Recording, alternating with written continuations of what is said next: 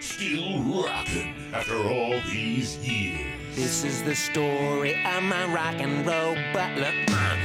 This is it, the show that started it all. Often imitated, but never equal. From San Francisco, USA. Online since 2004. It's the one and only Rock and Roll Geek Show. With the original Rock and Roll Geek, Michael Butler.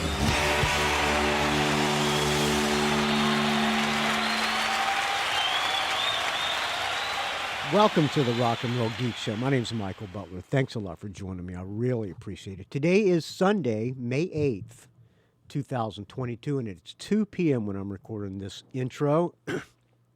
I just got off the phone with the great Richie Stotts from the Plasmatics, and pardon me, I'm losing my voice, but we talked for almost 2 hours. And wow, what an honor it was talking to that guy. I'm such a fucking huge Plasmatics fan and huge Richie Stotts fan. So I geek out as much as I can possibly. I try to keep it as cool as I possibly can, but I was fucking geeked, man. I'm sorry for cussing, but I was super geeked to talk to Richie Stotts, and hope you like it. I'm going to shut up now and just let this thing go. Thank you for listening. I'll come back at the end and say some parting words. Here is the great Richie Stotts. Richie, thank you for coming on the Rock and Roll Geek Show. I really appreciate it. I'm a little bit nervous because I'm such a huge fan. Come on. You know that you are among the living remaining members of the Plasmatics. I think of at least all my friends who are Plasmatics fans, you're held in the highest regard of all the remaining people. Oh, well, thank you. That means it does mean a lot, but thank you. So where did you first? Where are you right now? Where do you live? Are we starting the interview now, or yeah, we're in. We're going. Okay, we're going. Thanks for the kind words, but I'm living in Brooklyn right now. Okay. Well, I've been here for a long time. I live in New York, Brooklyn, so that's where I'm at. And you grew up? Did you grow up in New York too? No, I grew up upstate New York. New York City people don't call it upstate, but no, New York City people call it upstate, but people from upstate don't necessarily call it upstate because it's not that far upstate. What town is upstate? It's a town called North Salem. It's next to Brewster near Danbury, Connecticut. So it's about an hour and a half north of here. So that's where I grew up. But it was a very small town. I went to high school and my graduating class was like 60 plus. Was that considered middle class or lower, higher class, upper class? Well, the town itself is its own. A lot of wealthy people are in the town because of the zoning in the town, and it's still like that.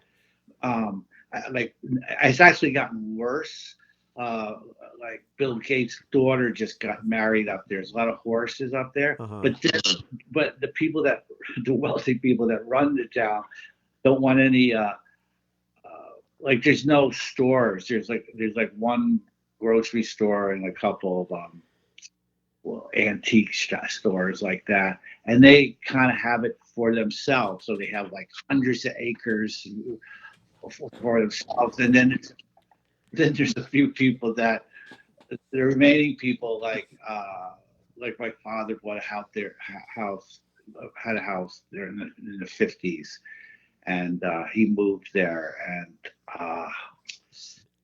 so he was like a lowly store owner, like had a card shop and stuff.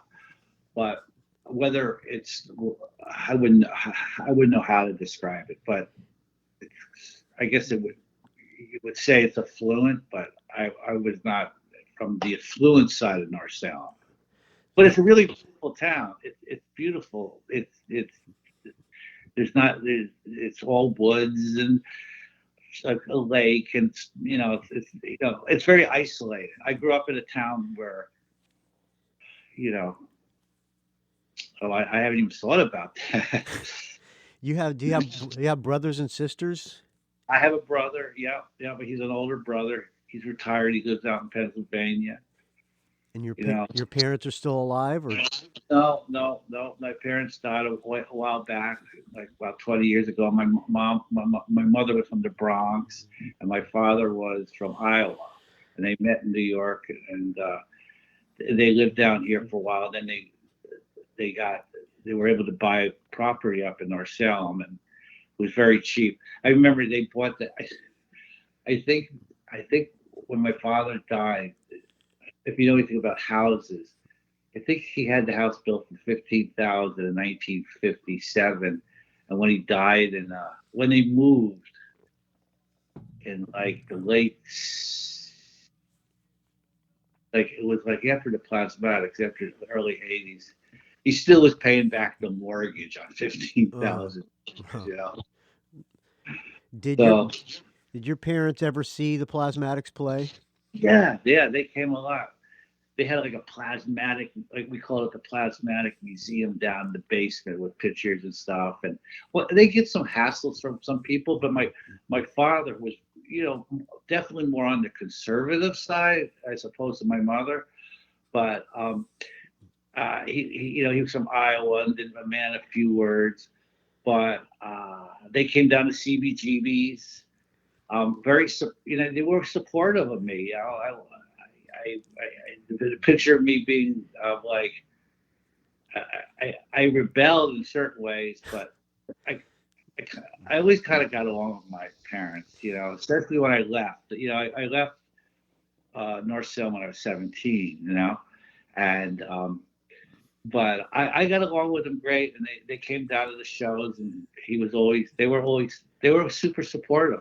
Matter of fact, I have this picture of them backstage in Long Island, and it's a really nice picture. They were okay with the way you looked and stuff back then, because you had the craziest look, and I would imagine that some moms would have been like, "What's going on with my son?" But they they knew what it was all about, probably, right? Well, it probably would. I feel kind of bad sometimes looking back. I mean, my parents were much older. They were older parents. My father was almost, late 40s when I was born, and my mother was in her early 40s when I was born. I'm not exactly sure, 43 and 47. So, they were older, and it probably was doubly shocking, But they persevered through it, I think they were worried about me when I left high school. I didn't know what I was. Came down here, and my father, he just hated New York and everything. But I think his attitude was as soon as I left. As soon as I'm not part of living with him, you can do whatever you want to do. That was his. When you moved out and went to New York, did you have a guitar with you?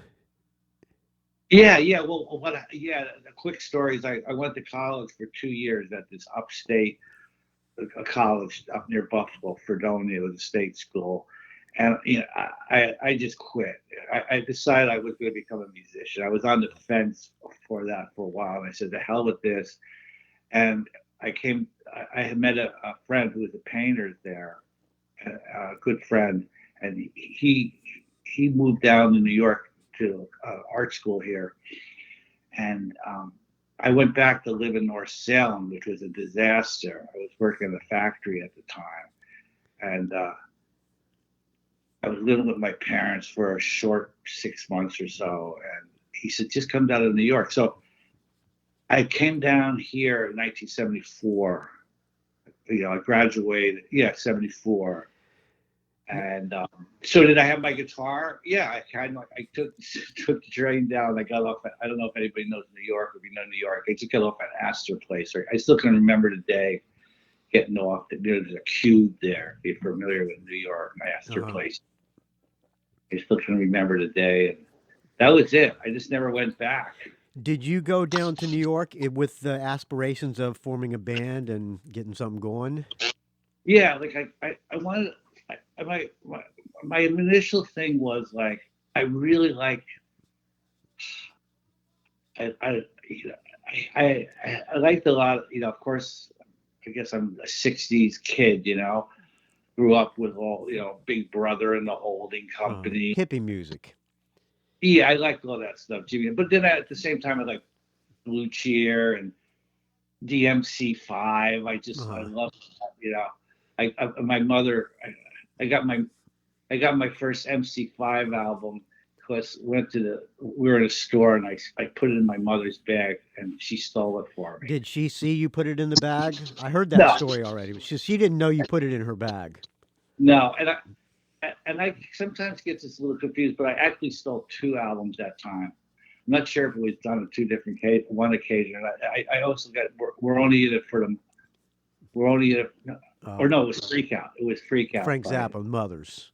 Yeah, but so I like this music, but I also love blues music. And like, for instance, like Jimmy Reed, I learned how to play guitar listening to Jimmy Reed because, there's this, if you're familiar with Jimmy Reed, he does this very basic blues pattern, and you can follow along, and you can play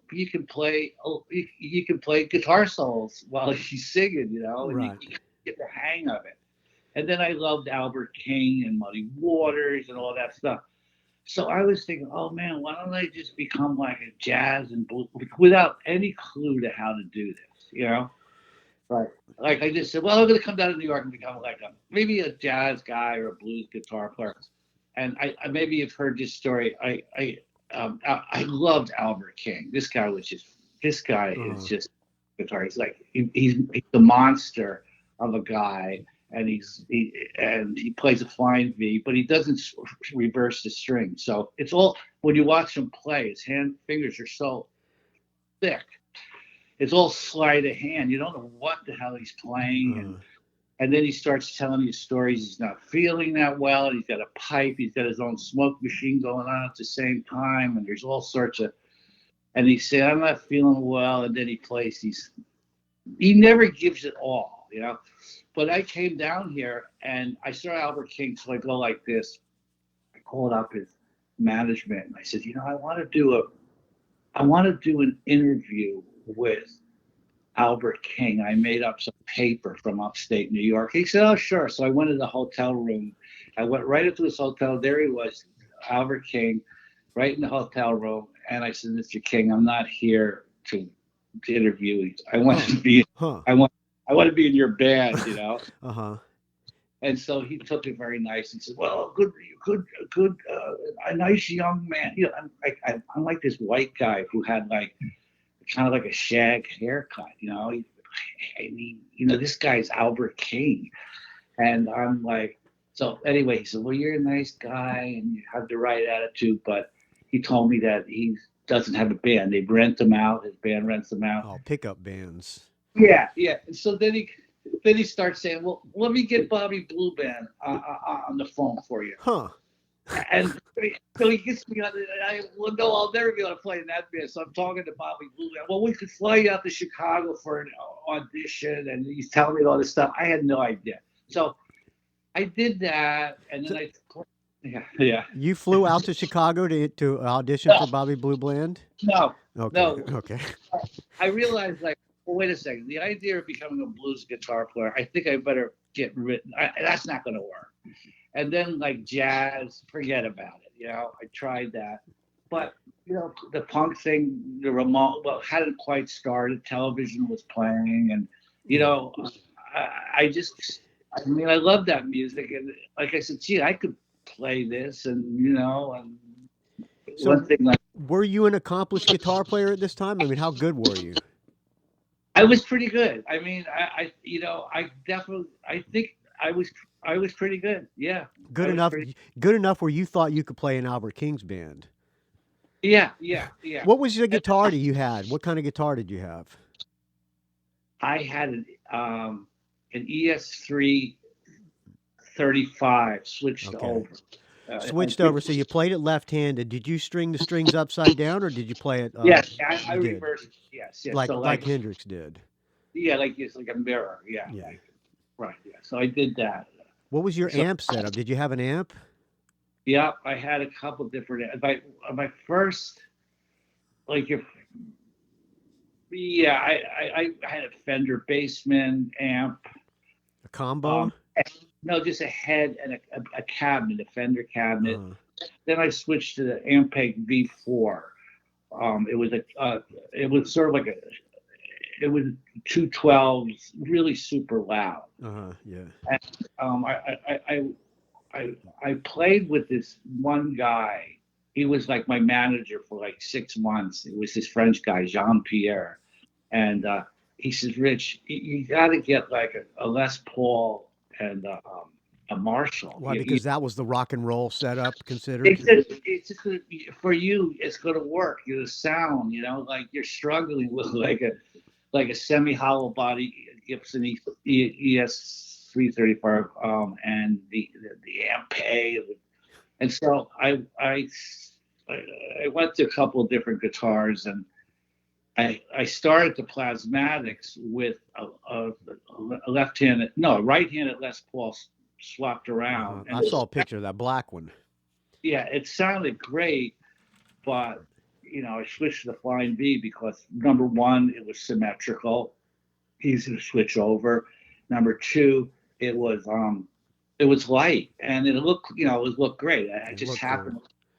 Yeah, but I still love the Les Paul I still love that type of guitar. Anyway, so yeah, then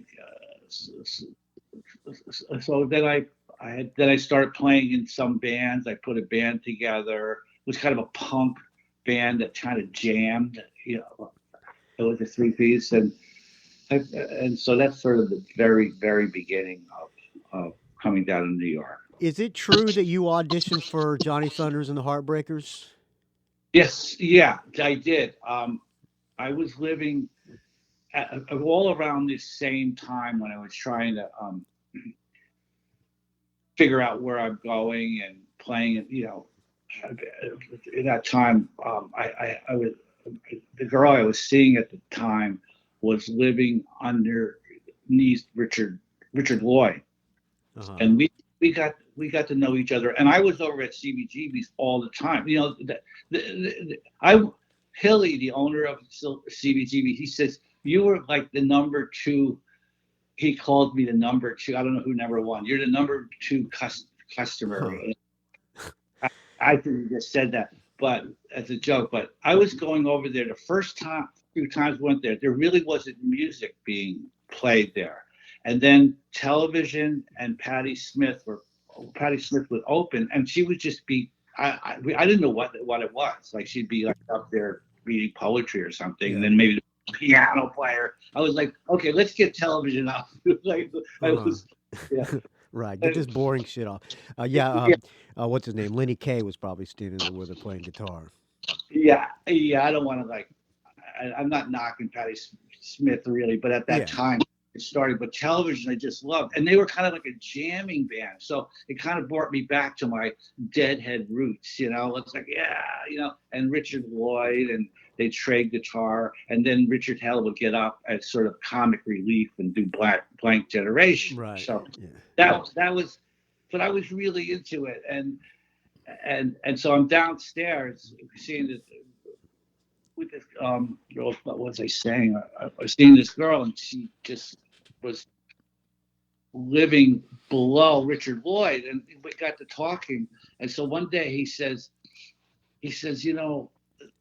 would you be? They're looking for a guitar player for this band Richard Hell's putting together with Johnny Thunders. Would you want to play? And I audition. I said sure. So I went to the audition, and there was Johnny Thunders and Richard Hell and Jerry Nolan, and there was a couple of their folks like hanging out, and and Johnny Thunders at the time had the New York Dolls hair, Yeah. And I went with my friend who I had my painter friend who I actually was playing in a band with. He says, "Oh, you just get up there and do your Chuck Berry stuff, man. You'll do great." He was always like encouraging me, and I think like I maybe overdid my audition, because as soon as there was we were playing some kind of basic song, like a Chuck Berry song, and I think I maybe like played my solo too much, but it didn't work out, and it was fine. I don't think they auditioned many people. If they auditioned anybody, it was me. Johnny Thunders he did not want another guitar player. There was some arguments going on the side there. I don't need another guitar player. Huh. Yeah. Then like a year later, I remember I was in CBGB's and it was at the bar, and I maybe I looked at him wrong, and he threw a beer can and hit me in the head. Really? Yeah. And then many years later, I was at a table at this club, and I was with Joey Ramone. We were sitting at this club, the Continental. It's not. And Johnny Thunder came down, sat down, and Joey was like, "Hey, Johnny, how's it going?" And I was just there, and it was like he wasn't doing very well, and it was sort of sad, Yeah. But I love Johnny Thunders. I just love him. I don't care if he threw a beer can in my head. So he probably didn't throw it directly at Richie Stotts of the Plasmatics. He probably just threw it. Well, I wasn't Richie Stotts of the Plasmatics. Oh, okay. You weren't. No, I was just like kind of like a goofy, tall guy with long hair from upstate New York, learning my way in New York, which I still am. So, did you audition for any other bands? No. Well, there was this. It's funny. I never mentioned this. There was a singer in New York called Elodie. She was a French woman, Elodie Lawton, and her manager was this French guy, and he wanted me to play in her band, and I did play in her band. I never played out, but I was rehearsing with her, and he was the one that convinced me to have the Les Paul with the Marshall. But no, I never auditioned for any other band. No. So the first band you played out that played live was the Plasmatics? No. Before that, I had a band called. If you want to know all the details, these are small details, but Elodie Lawton.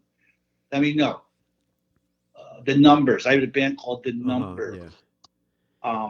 With my friend who was the artist from Fredonia. It was myself, Michael David, the artist's name is, and he played bass and sang. And then it was Roy Stewart, who has gone on to become like this. He's a photographer. Roy Stewart. He has some books on passion and stuff. And Roy was my connection to Wendy and my manager of the Plasmatics. So I read, because I read that one of the books about Plasmatics and Wendy-O. I read that you guys were trying to get Rod to come look at the band, to watch the numbers and try to manage you guys.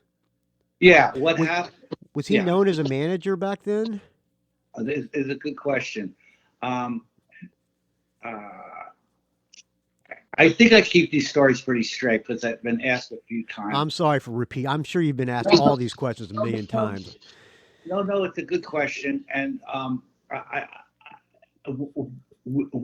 was playing with the Numbers, right?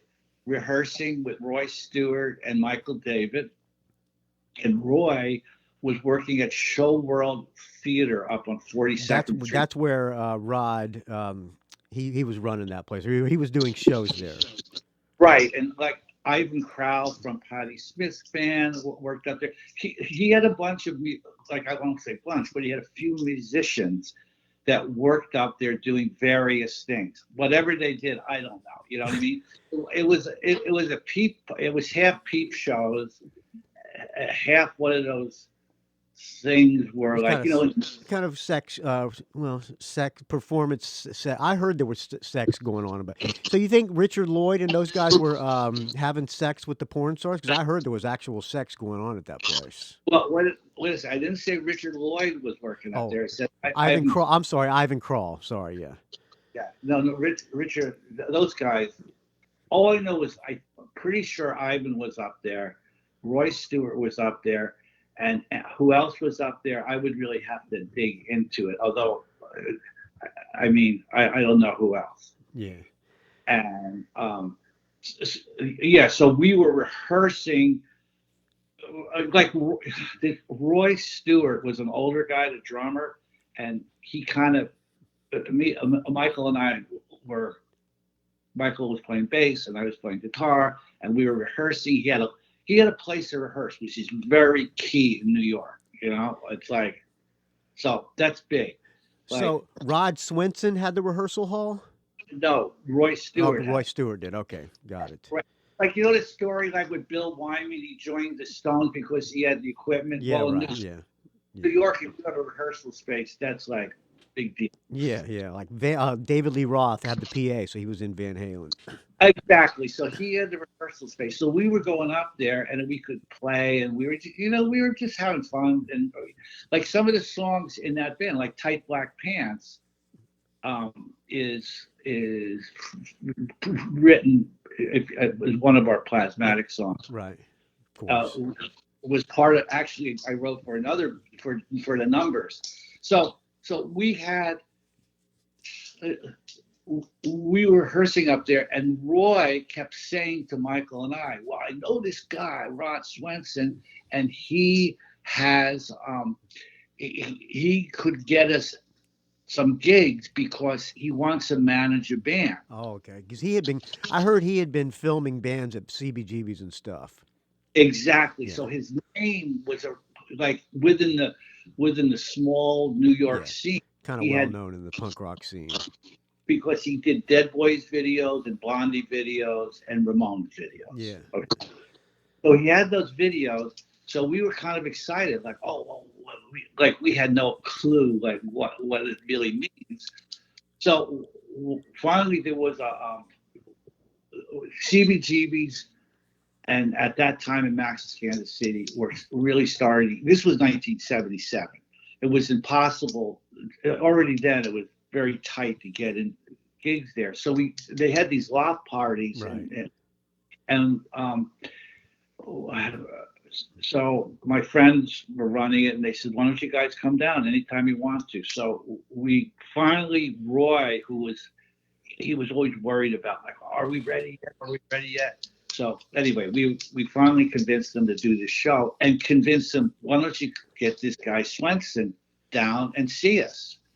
So Swenson came down to see us, and to make a very long story short, after the show, I talked to Rod and Swenson, and he says, well, look, I really liked you in the band, but not necessarily the whole band, because what I want to do is I'm paraphrasing, I can't remember quite what he said, but I'm pretty sure this is what he said.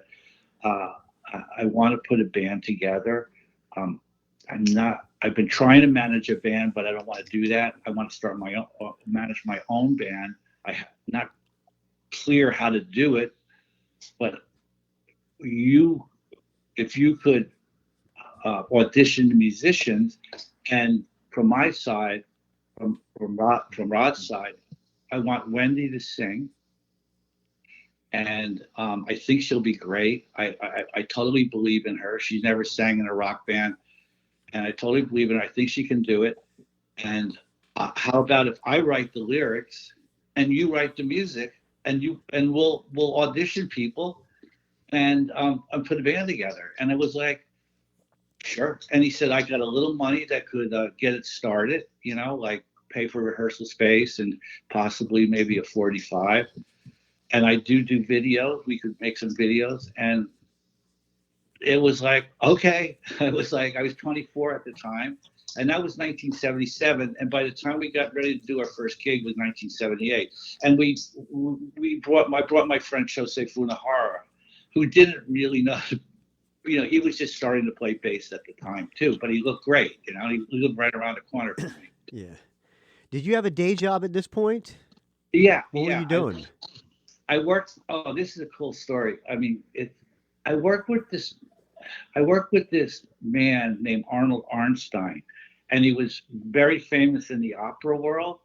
And what he did, and now they don't do it that much anymore. It's a lost art. But this guy he looked like Albert Einstein. I went into his. He was a wonderful man, and he goes back. He was a copyist, a music copyist, and a music copyist. What they do is extract the parts from a score and write out the parts individually. So he wrote sheet music. Well, he wouldn't like being called sheet music, but yeah. So, like, in other words, if there's let's say there was an opera needed to be on, all the parts would have to be written out. The flute. I need the sheet music for the violin player. I need the sheet music for the flute guy or whatever. Right, but he's only doing it for new pieces that are commissioned for the opera. So this has not been published. So there's iterations, like, so the composer comes in and then Arnie would yell at him, you can't do this on the violin because it's out of its range, it's technically hard, or he was more than just copying out the parts, and you have to lay it out. So he did that, and I was working for him, and it was just me, him, in the office, and I learned a little copying because I had played clarinet in high school, so I kind of knew some basic, music stuff. And you know how to write the notes down on the piece of paper. Yeah, well, you have to have a good hand, and being left-handed, it's hard to write because it's all done in a nib, like black ink. So because you're left-handed, going over the wet part. I don't want to smudge and smeared it. Yeah, I don't want to go into all the details. I was the person that printed this music out. It was very complicated. Actually, it's kind of interesting. The music is written on transparent paper. The black notes are transparent paper, and then we had a blueprint machine that we use. You put the black transparent paper on this yellow paper, and then you put it into the blueprint machine, and it burns off the yellow and it leaves the black, if you follow me. It's crazy. Yeah. Early days of printing. Yeah. So but by doing that, we could easily, so they wanted to make changes on something, you go back with an electric razor and electric eraser, and you could make changes on the parts. And so you like I said, it's an iterative process. So you walk 10 blocks down to the Metropolitan, you deliver the score, and then you come back and do it. Now, he just didn't do the opera; he did other stuff. There's a lot of stories with Arnie, but some of his people that he worked with are like Leonard Bernstein and like the heavyweights in the opera world, but he also, like, Keith Jarrett came up, worked with Arnie at the time he was there doing this stuff, and it was a little cramped little office, and he'd have these not for the rock and roll world, but in the opera and in the sort of the high jazz world, there was some big stars coming in there. So, anyway, that's what I was doing as a day job. Okay. And the first, so how did the audition, so you guys auditioned, so you didn't have to audition for Plasmatics, but you guys auditioned people. How many people did you audition? So you had you and you had the bass player, Ochashi, I forget how you pronounce his name, but the Asian guy. You auditioned drummers. How'd that work out? Yeah, we had, I think, like, Chosei was kind of in the band, like he came in like under my. Yeah, you were a package deal. You and Chosei, you were just auditioning drummers. I guess you were at this point. You were probably the only guitar player. You didn't have aspirations for a second guy. Well, we haven't gotten that far yet. We brought in audition drummers. And we decided, we went, I can't remember how many. You'd have to talk to our actually Stu Deutsch, is the drummer that we went with, and Stu is more detailed on this stuff than I. Yeah. But we went with Stu, and was Wendy at these auditions, or was just you and the bass player? It was she would be like for the auditions. It was Wendy wasn't there, but like once we decided on Yeah, Stu, I got it. then Wendy was part of this. She might have been there for Stu's audition, but no, she really wasn't part of that process. So the first time you guys practiced with Wendy there, how'd that go? It was fine. What songs did you play? Tight Black Pants. By that time, we had a few songs that we had written. During this time, I was writing songs with Rod, and Tight Black Pants, Butcher Baby, Living Dead. Those were kind of the songs we were doing. We weren't doing any. I think we kind of came up. We might have did Dream Lover. That was our cover. I would have to pull out the album. Living Dead. Corruption. I think was one of the early ones there. Then we had a couple songs we didn't release that didn't get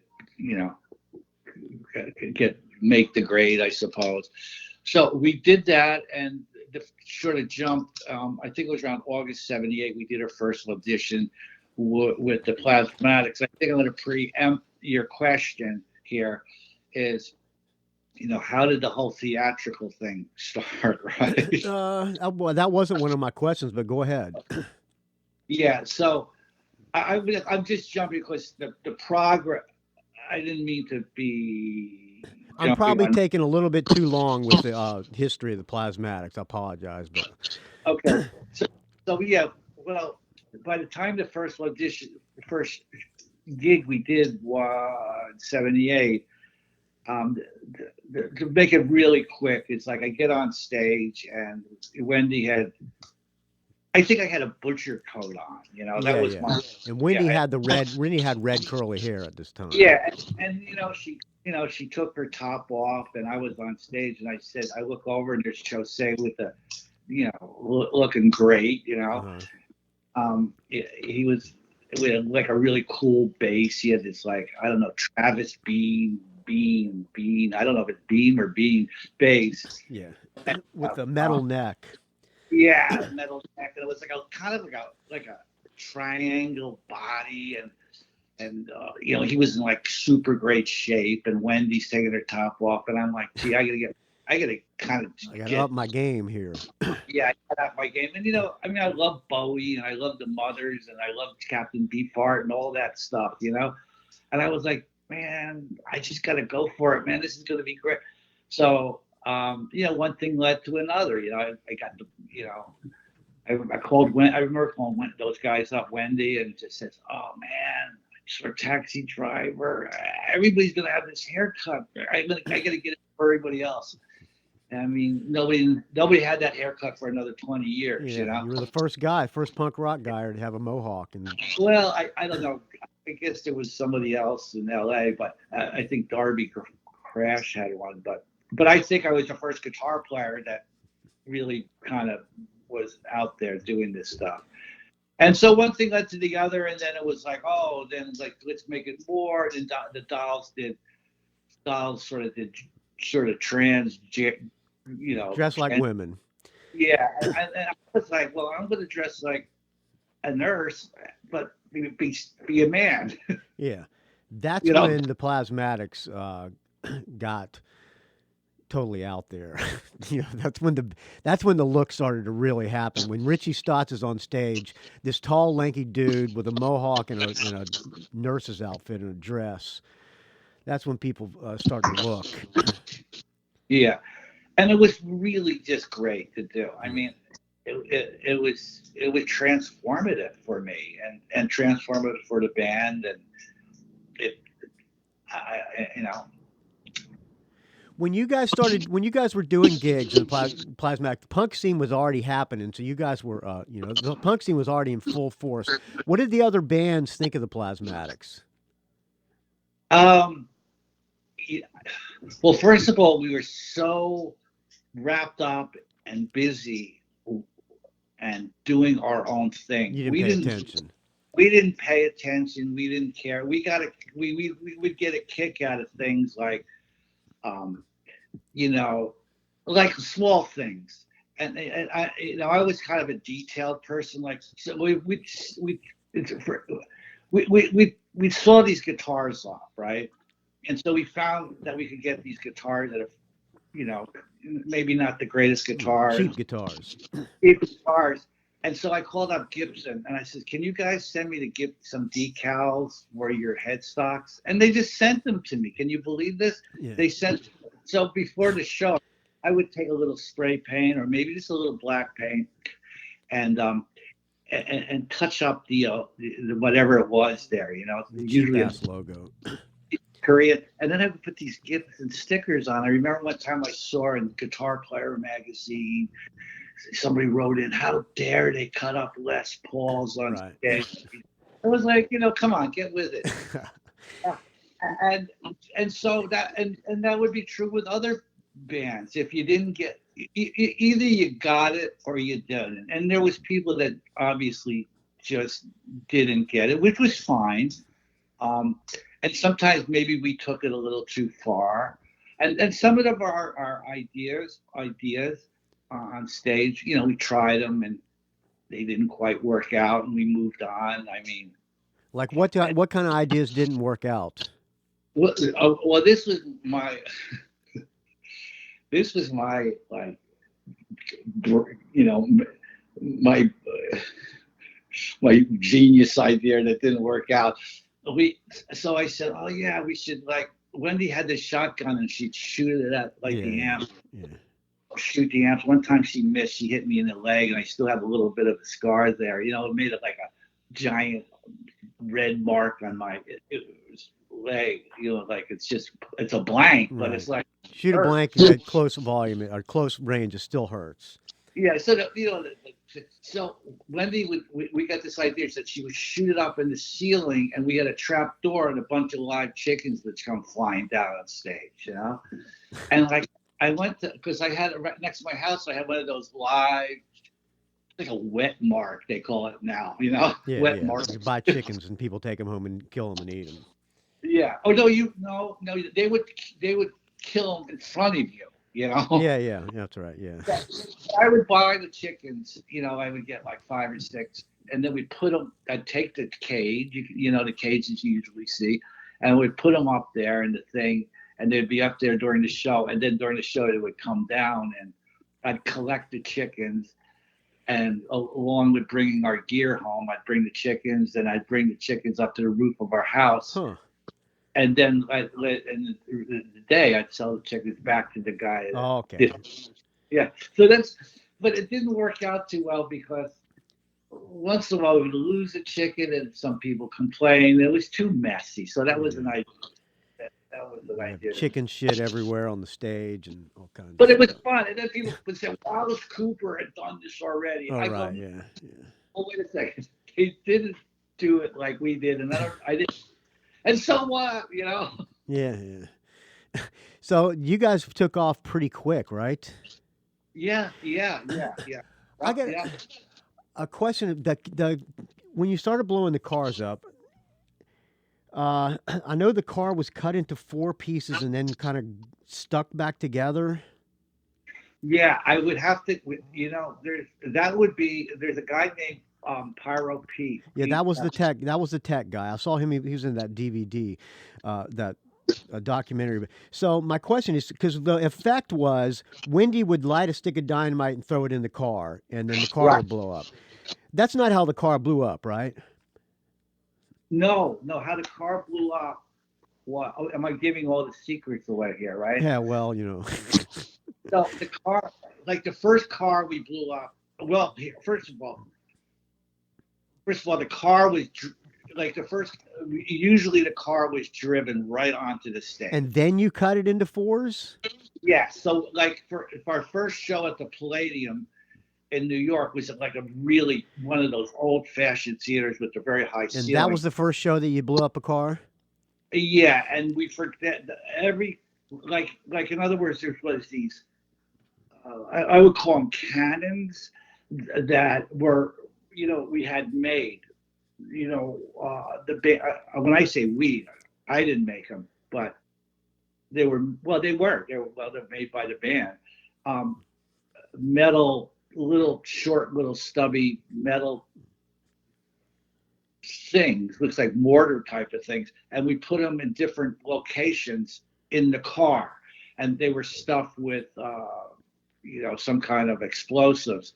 So when Wendy threw in the dynamite, they would all shoot out at the same time, so it would blow out sides of the car. And the first time we did it, we had one underneath the hood, but the hood was all these parts would be chained in. Right, so except for the hood.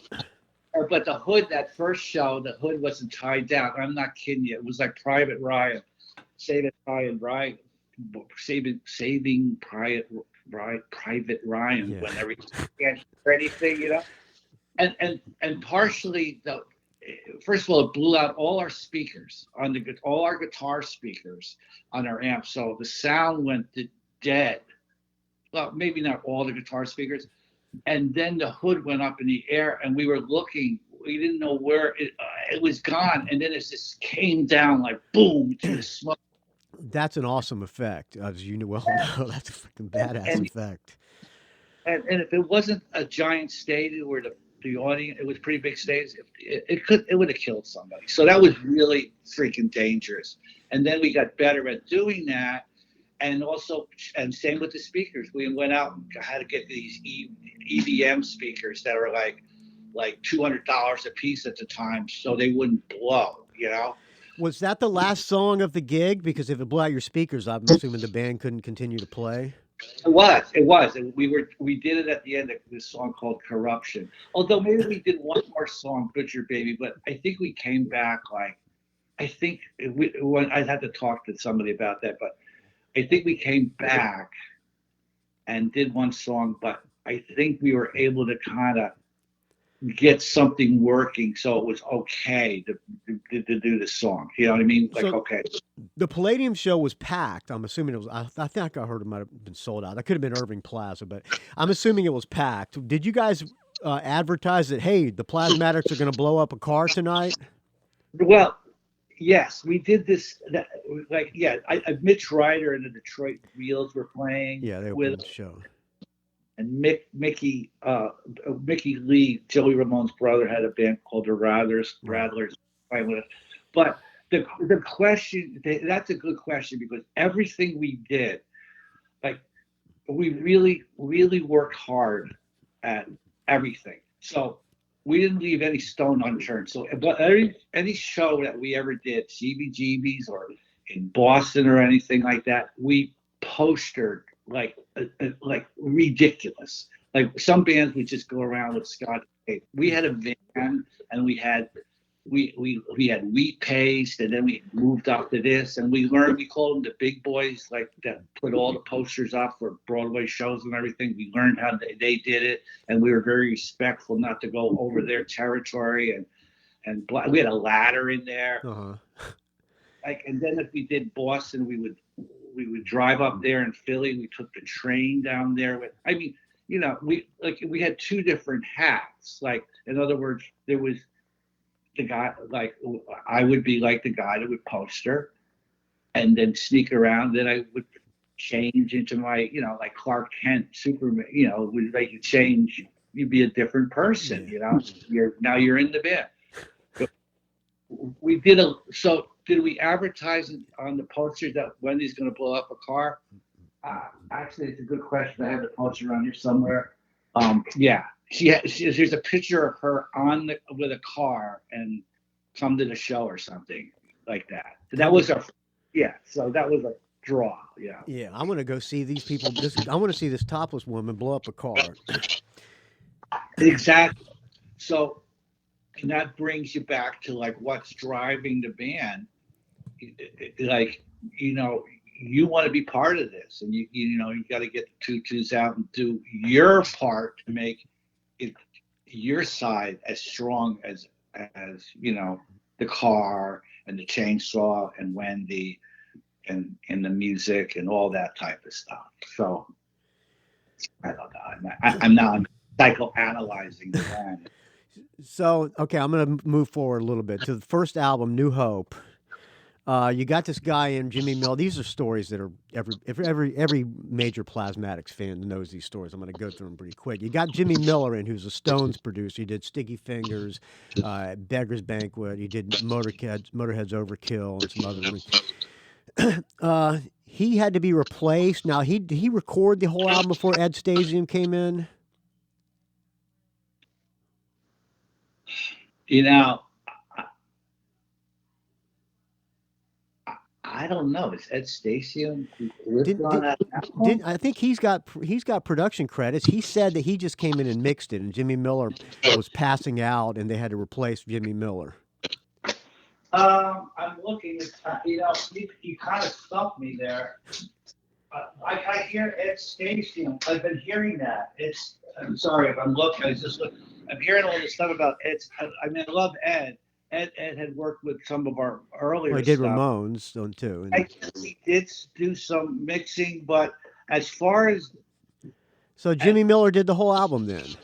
As far as producing that album, when I was there, it was Jimmy Miller. Ed Stasium was not there. Now, the mixing, I think maybe Ed might have been there for the mastering. Okay. I'll have to go back on that one. But you know, first of all, I love. I was a big Stones fan. I have a whole theory on Jimmy Miller that there was the role. There was pre Jimmy Miller, and then there's Jimmy Miller, the Stones after Jimmy Miller with Jimmy Miller, and to me, they're almost two different bands. You know, Beggar's Banquet and Sticky Fingers. Yeah. I mean, those are just great albums. I don't know how he did it. Maybe they're all Stone.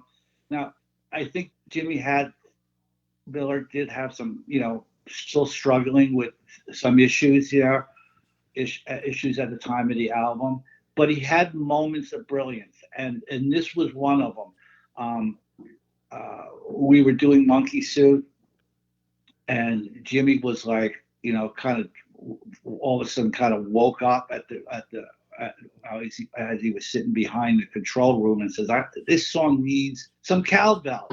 And we thought, cowbell, man, that's going to be lame, you know, stuff like that. And he came out there and he played this cowbell, and I think that made that song, you know, it's great. Right.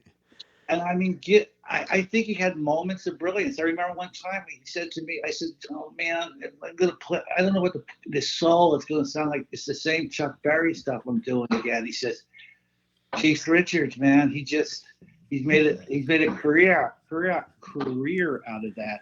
And not that I'm a Chuck Berry type of, I mean, I love Chuck Berry, but it stuck with me, you know. Go for it, you know. Play for your. You could do a one-note solo, and you could jump around and go crazy on stage while you're doing the one-note, you know, thing. Yeah. Well, but I like, you know, I don't know. I think I don't know about the whole production thing, but I do know he was there producing the album when I was there. Okay. After how long around this time is when you replace the bass players? Before the album comes out, you've got the bass player replaced by John Beauvoir. Right. Why did the bass player leave?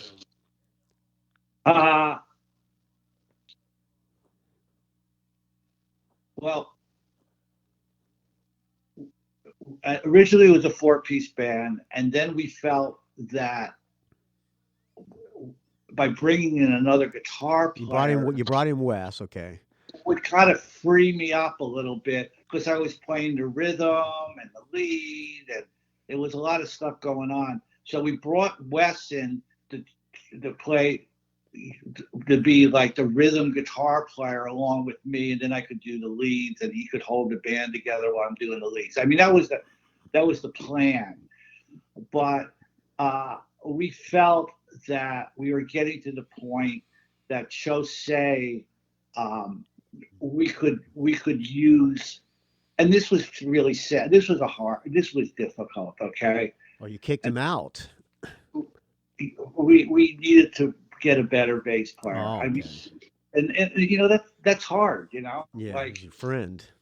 yeah, it was hard, and part of me, and I still feel this way, was like, well, who cares? It was great just the way he was playing it, but we were having it just if we were going to move forward, we needed to get a better bass player. We thought about Schultz say being more like on synthesizer or keyboard and keep him in the band. And actually, we tried doing that for a couple of gigs, but we decided that we had to get somebody else, and that was a hard decision. And we auditioned. At the time, we auditioned Beauvoir and Chris Romanelli. Chris Romanelli was also auditioning at the same time, who later on came back for Coup d'etat. But Chris was like, at the time, was like 15 years old. You know, we couldn't take him. And Beauvoir, like, was, you know, he was like a pro. Yeah, he was an established guy. Yeah, and you know, and he had a good. I mean, I like I mean, it's a different style, you know. Like, so he really kind of added a lot, and he was a good musician. I like working with John. I always got along with John, and so we replaced Chose, you know, and Wes took over the 1, 2, 3, 4 in Japanese, you know. Yeah, yeah. So, and that's when 1, 2, fuck you. So, and then Stu quits the band. Did Stu quit? I'm assuming he quit and didn't get thrown out, right? Yeah, he quit. Why'd he quit? Uh, Money? Partially, yeah. I was always under the impression, because when I was a kid at this time, I was a huge Plasmatics fan, but I was only like, I don't know, 18, 19 years old. I always was under the impression that the Plasmatics had a lot of financial backing behind them. I guess I'm wrong. Well, that's another, that definitely is wrong. I mean, that's something that it's definitely wrong. I mean, if there's any backing, it came from our manager. And I remember him selling his motorcycle at one time to fund like a 45. I mean, Yeah. that's So was Rod paying you guys salary, or was everybody making money? yeah. What happened was, well, we were. Around 78, we transitioned into, we were just starting to do, like, a lot of the CBGB bands, and I'm not going to say there was jealousy here. You asked me about, what do the other bands think? Well, a lot of these bands, they only play CBGBs or Maxes, like partially because of our name, and we were starting to get a show and everything. Our show was starting to get bigger. We were playing a lot of the so-called theaters and stuff, or larger venues. Well, and also a lot of the circuit in New Jersey. Yeah, cover band circuit. Yeah, and like a lot of people, nobody's going to like you out there, and we were doing. It was even better out there. It was first of all, it was just great to go out there and play. So we'd be playing. We would be playing, Long Island. We'd play Long Island one weekend. Then we'd go to New Jersey and play two weekends of playing different clubs in New Jersey. Then we go up to Boston, back to CBGB's, and then back to the Long Island, then up to Connecticut. So all that playing kind of was great to do for our band. And we learned to make our show fit into small little clubs and big clubs. Like when we rehearsed, we rehearsed on a little tiny stage in this loft. And so everything was condensed. So like, okay, Wendy's going to bring out the chainsaw. So like, we got to kind of step over to the right next to the chainsaw. And then Wendy's we're going to blow up the car. Okay, let's pretend we're going to blow up the car. Everybody's got to step back. But then like, if we did a bigger stage, it would expand, in my mind at least. But a smaller stage, we still could play smaller stages. We play some really small stages. So all that stuff benefited us to play, not just get spoiled in playing a certain type of venue. And I think I got lost there. What you were So asking. anyway, so you put your money. I get the question was why'd Stu leave? Because I thought you guys had a lot of money. So if he left over money, I guess there was not enough money to pay him. Well, but doing all those shows enabled us To do bigger effects. well, also enabled us to start drawing a salary. Okay, not yeah. not just getting paid per gig, but we were starting to get a salary Mm-hmm. to where I could leave my job at Arnie Arnstein, going back to that, and everybody else. But I mean, one thing, no, there was no George Soros behind us. If you're going Right, there was no. So Stu left over money, but you guys were getting a salary. Did he find a better band or a higher paying band? Well, now you're kind of like getting into like. I need to ask Stu, right? Yeah, you got to, and he could give you the answers on this better than me. But I don't want to speak for Stu but he left the band, and it was partially to do with money. Yeah. And Then Neil Smith comes up to you guys. Neil Smith from Alice Cooper Band shows up at one of your gigs. Were you guys Alice Cooper fans? I'm assuming yes. well, the first album that I liked by Alice Cooper was "Pretties for You." I think it's called "Pretties for You," Yeah. and Neil Smith, when I told him, he says, "Who the hell knows that album?" And he's always liked me. He keeps saying, "You're the only person that knows that record." So, by the way, I just was hanging out with Michael Bruce down in Arizona. Oh yeah, he lives down there, right? Yeah. So anyway, okay, so Stu his leaving kind of put us in a bit of a bind because we had just come back from Europe and we were ready to record Beyond the Valley in 1984, which we had he knew the songs, and I don't know.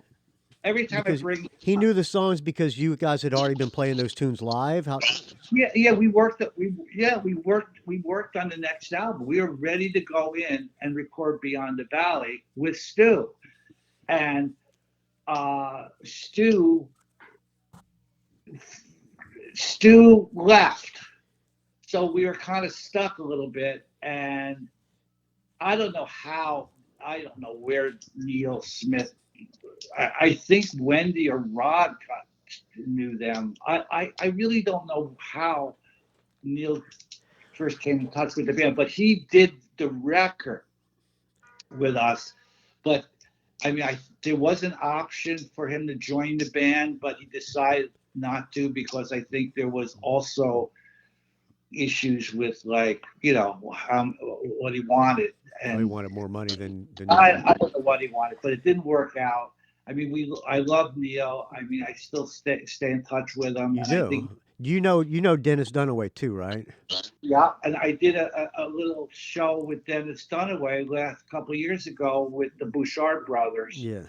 They have a band called Blue Coupe or something. That's right, yeah.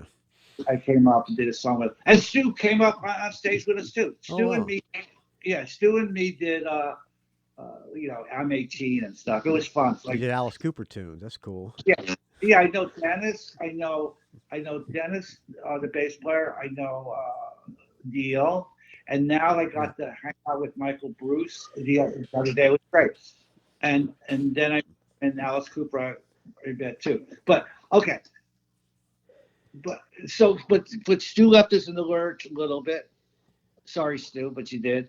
And and then we got Neil. He came in. I think he did a good job. But then Neil left, and then we had to get a drummer to go on tour with.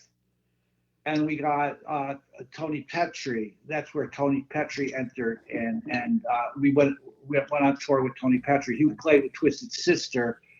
And he left. He had just left Twisted Sister, so we played with him, and he recorded some live stuff that was relayed.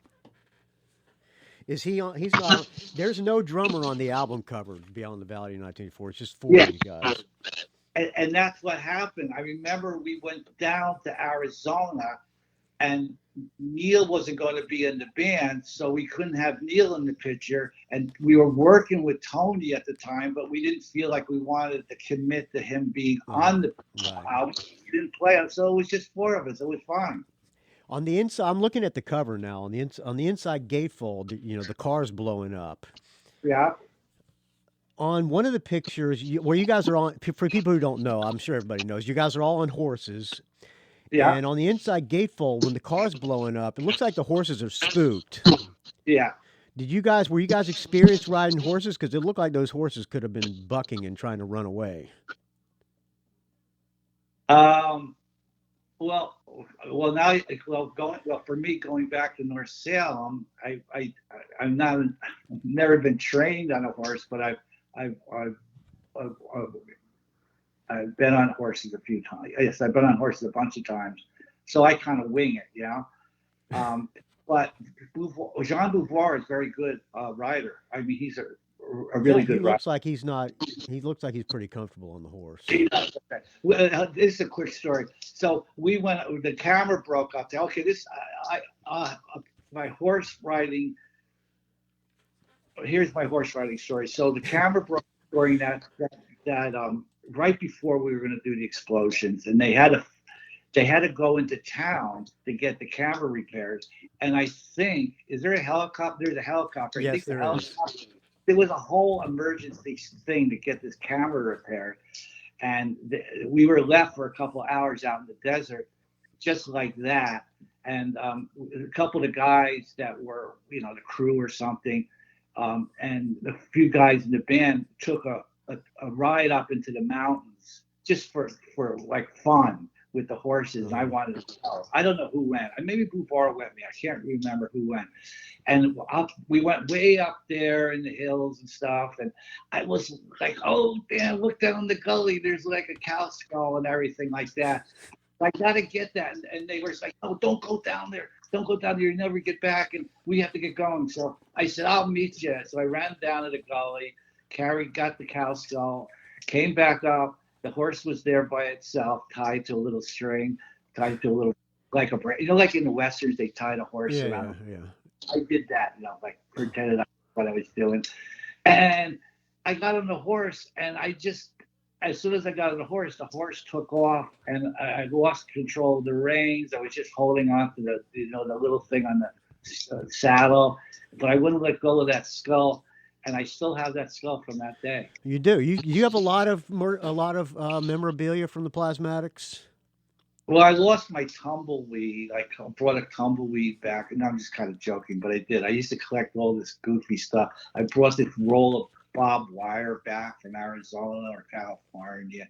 But as far as memorabilia goes, I don't have that much. You know, like I kind of. Unfortunately, it's sort of disappeared in the winds. I still have some posters and stuff. And a friend of mine, his name is Adam. He asked me to ask you this question. He's a guitar geek, and he's Adam. You know Adam, okay? He's a super Plasmatics fan. I think he might have met you at the Rock and Roll Hall of Fame. Did you go to that Cheap Trick induction? Yeah, at Barclays. Yeah, I all of a sudden, like, somebody comes up to me, like, didn't think it, you know, it was not a Plasmatic crowd. I think Cheap Trick and Deep Purple and some other bands, I don't know. Yeah, I think everybody was there to see Cheap Trick. Yeah, I'm there. And I just went down, when I did this, I did an autograph signing at Asylum. I'm making a plug here, but I'm making a plug because I really believe it. Asylum Records in Chandler, Arizona. This was last week or so, a couple of weeks ago. It's like unbelievable. Scott Monster. Scott is the owner of the store. He's done a great job. He has the pentagram. I saw the pictures. It's awesome. He got it from this barn in upstate New York. It was just like laying on the ground, and he had it shipped down there. I mean, there's more of a story to that. And he's got all sorts of great stuff. He's got Tony Iommi black leather jacket in there. He's got Alice Cooper stuff he wore on stage. Brian's on stage. And the story is just fantastic. And you know what's great about it I did a little autograph signing thing, and people coming in there are, what I just love the West Coast. So the West Coast is more fun than the East Coast. We don't have stories like this. I mean, maybe I don't know, but it's like a lot of fun. The fans come in, they're talking, and it's a big story. Anyway, his friend Patty was down there, and he couldn't make it. So anyway. So anyway, he's a big, obviously big Plasmatics fan. His question, that Flying V that's on the cover of New Hope, it's called a block inlay Flying V. I don't know anything about guitars, but he said there's only 30 of those guitars made. Do you know that? No. Yeah, No. he said that the block inlay Flying V. Are you aware that there's less than 30 made? And then you stuck that thing in the. Put that thing in the swimming pool in the water. You still have that guitar? I have one of the. I had about 3 or 4 of those Flying V's. I actually had about 4. Well, one of them there's only 30 in existence. He said so. That one's... Well, what happened was those guitars are fragile. Those Gibson guitars, and I was breaking the headstocks all the time. And I used to have epoxy. I used to carry around with me, actually epoxy, and I would glue them back together, and it would hold, but it was like glass. When you use epoxy, it'll work, but if you hit it again, it's just going to break off again. And I constantly had this problem, repairing guitar. I mean, this is like, this is nothing fancy. I was just making it work, but eventually I replaced those Flying V's with these kind of custom kit built Flying V's. At the time, the Eddie Van Halen school of kit guitar was starting to come out, and so I got I had these made. I had 2 Flying V bodies with a Fender type of necks. The Fenders are much stronger wood, I think, Yeah, the Gibson, there's a bass version of a Gibson Thunderbird basses. Their necks were well known for being extremely fragile and they break all the time. But I'd have to say to Adam, I really don't know. I'm not being a left-handed guitar player back in the day. We couldn't be picky. So like when people go, oh, you should try this guitar, I look at, I'm a lefty. So there was very few lefties around. I don't know too much about different types of pickups in that, I can talk a little bit about gear and stuff. I mean, I did my own thing. Like, I mean, I was good at repairing my own guitars and fixing my own guitars. I could set them up, but I did it just for myself. So I was unaware of that about that guitar, that Gibson guitar. My favorite Plasmatics album, or it's not a full length, but Metal Priestess is my favorite. Okay. That song, Doom Song, really, as an angry kid, that song really spoke to me. I know, I think Wes probably wrote the riff, but there's a lyric of my favorite. There's that line. It's just, "You sealed your doom. Your time has come. YHBH, so it is done." That had so much fucking meaning for me when I was a kid. What does YHBH stand for? Oh God. Okay. I have a guess, and I've just went ahead telling everybody that's what it stood for. I always thought it stood for "You have been had." I'm going to tell you, I don't know, but I don't know. All right. Well, I'm going to keep saying it means you've been had then, because as an angry youth. I'm actually looking on the computer right now.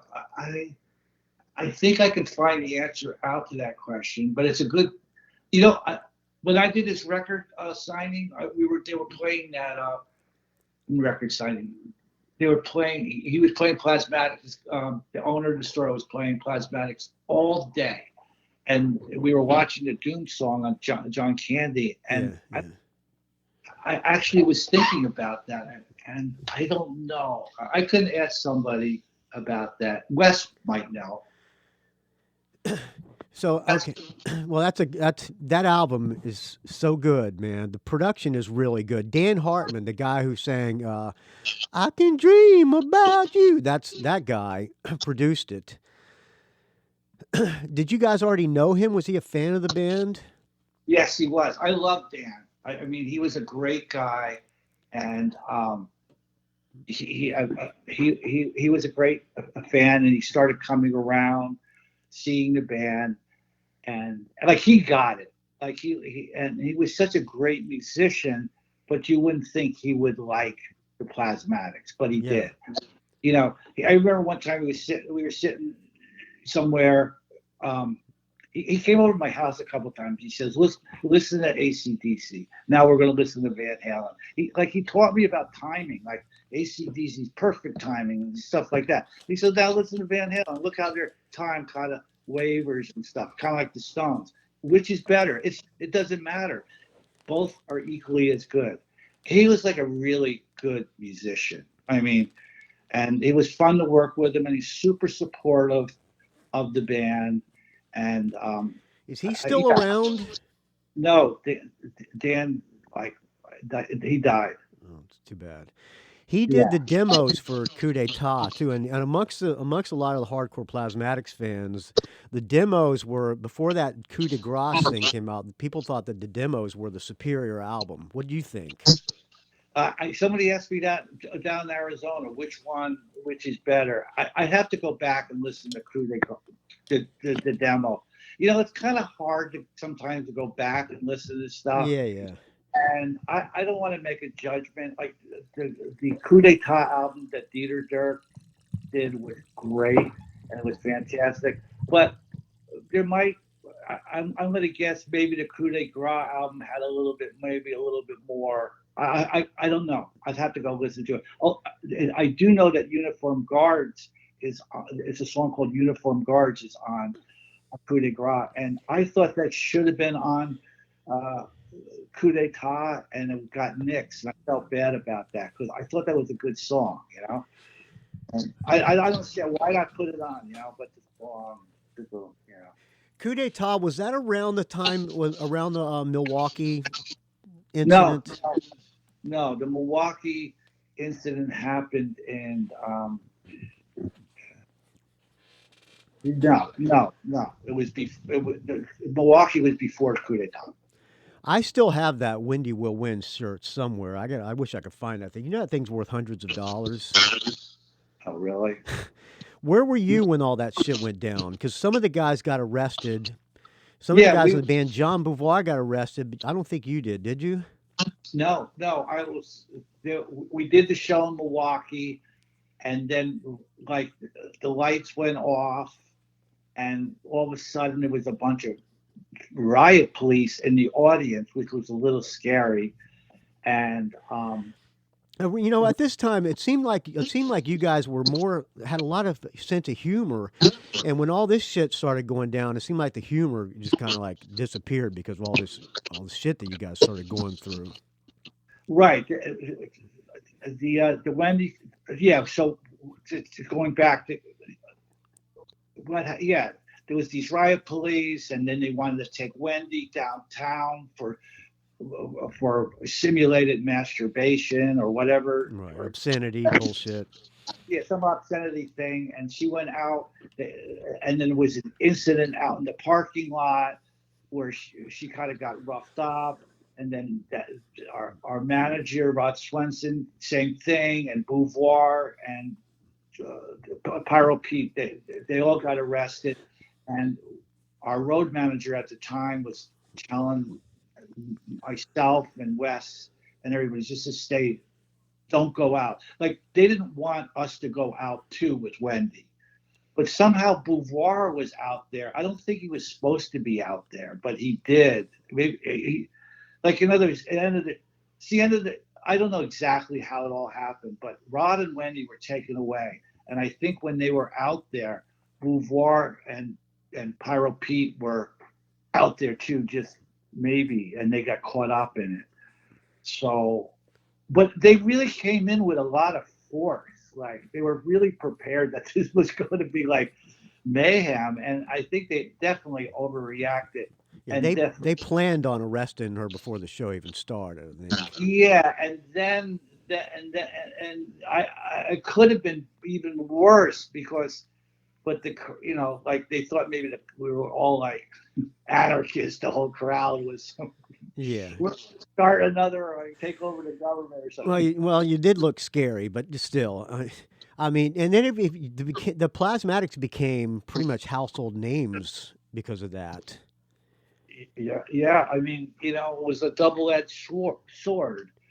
I mean, it got more publicity, which was something that was good for us. But then maybe it wasn't. It was definitely not a good. It was a good thing. So back to coup d'état. That video when you guys did the damned video. Wendy's driving the bus, and then when she climbs onto the bus. Did you guys put a driver in there, or was she driving a driverless bus, or was she climbing on top of a? I'm assuming there was because you guys put a black screen over the windshield. Was there a stunt driver? There was a driver in there, but I don't know who it was. Yeah, and that was you put back. What was the backward masking that was on that album? I don't know. I don't know. My friend Joe Klein did the radio commercials for that album. Oh, really? Yeah. You ever hear those radio commercials? No. I mean, I have to hear it, and I would go, "Oh yeah." I don't remember. I wonder if I have that thing. Let me see if I can find that thing while we're talking. Like something like that, and then if you played it, I think that was just us having, our Wendy or a manager or somebody having some fun, but I don't know. Yeah. You left after coup d'état. You were the last guy to leave on the original Plasmatic. West stayed for a long time. Why did you leave? Oh, that's well. I know Gene comes in. Right. Well, when we did coup d'état, we went on tour with Kiss. And we did a bunch of dates with Kiss, and let's see, where did this?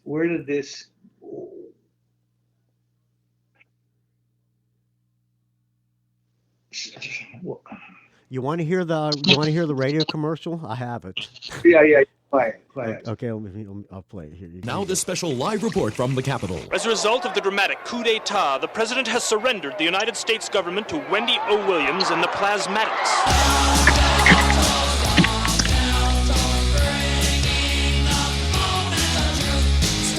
It's time to stop all the bull and get down to heavy rock and roll.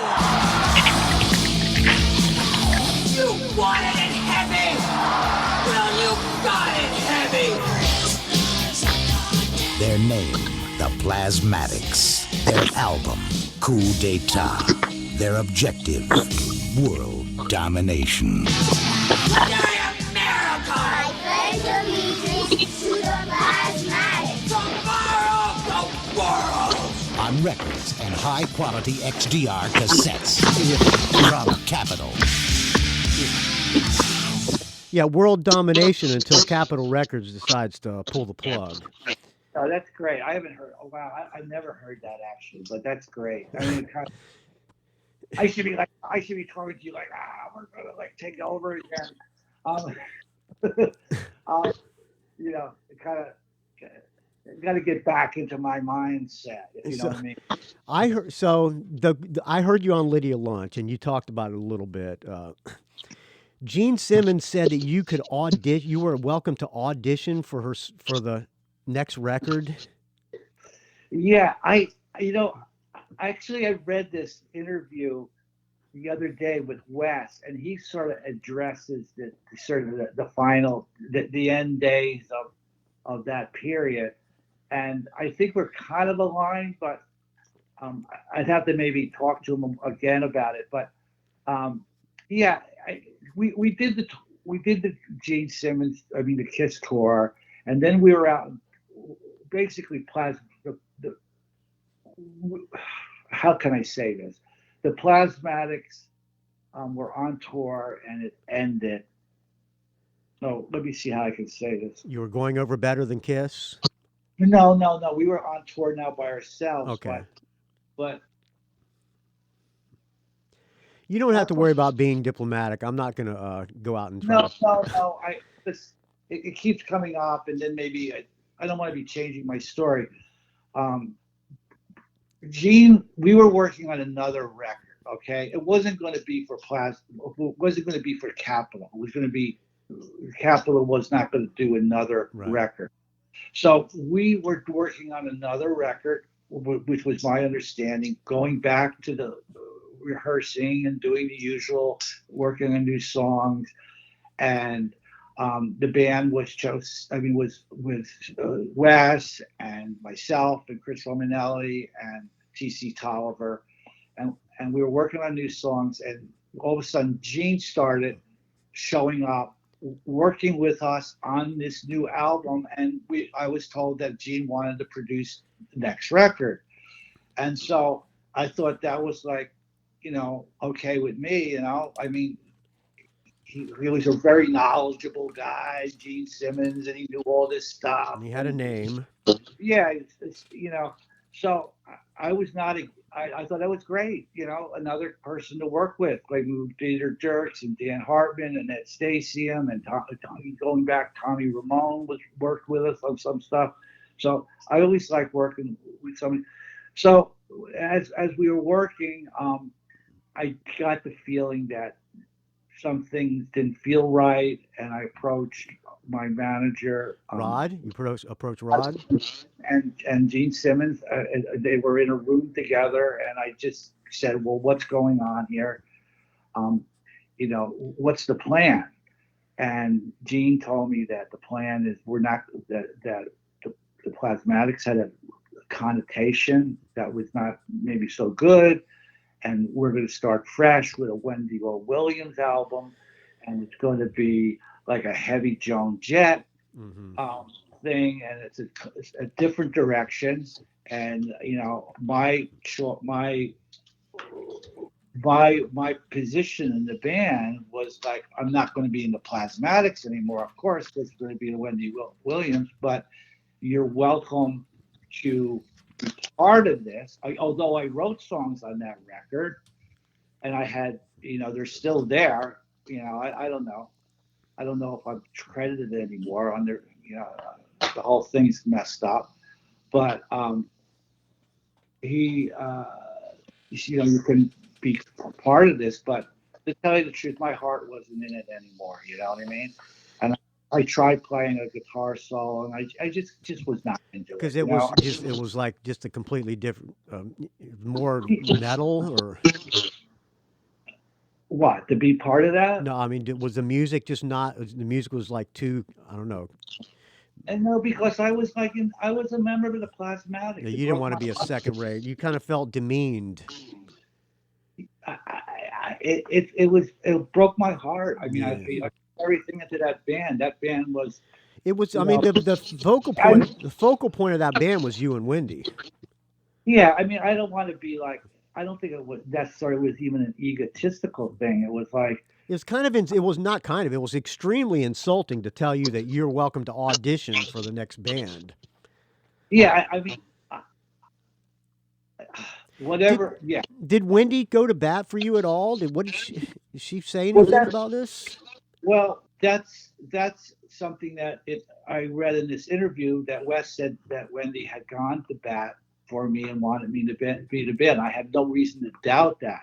But what happened was communication between me and it ended that day. That day when I found that out, I tried. Well, it didn't quite end that day. I tried to continue a little bit, try to play on one of these songs. I think it was Bump and Grind or something.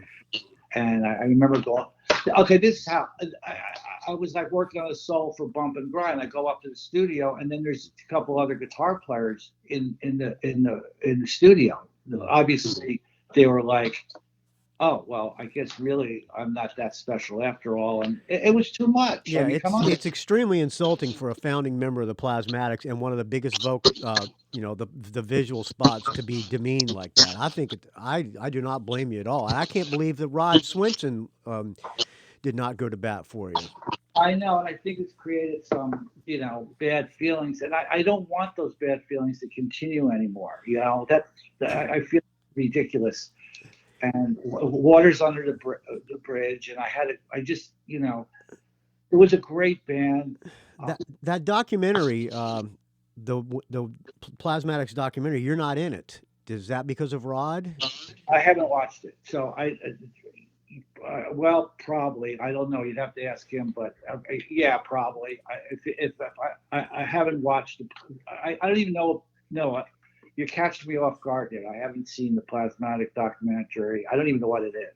Also, there's a redone edit of the Damned video, right? And you're not in that either.